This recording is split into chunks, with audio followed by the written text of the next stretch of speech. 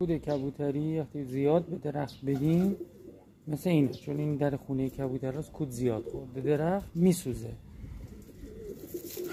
و اگر بسوزه بهتون محصول نمیده.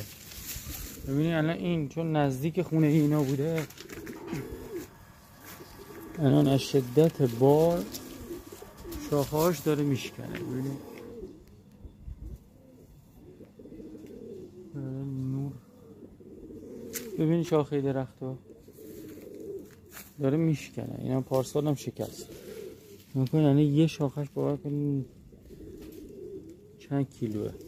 خب چرا؟ چون یه باور غلطه، زیاده روی در استفاده از کود کبوتر باعث سوختن درخت اینجا نشده.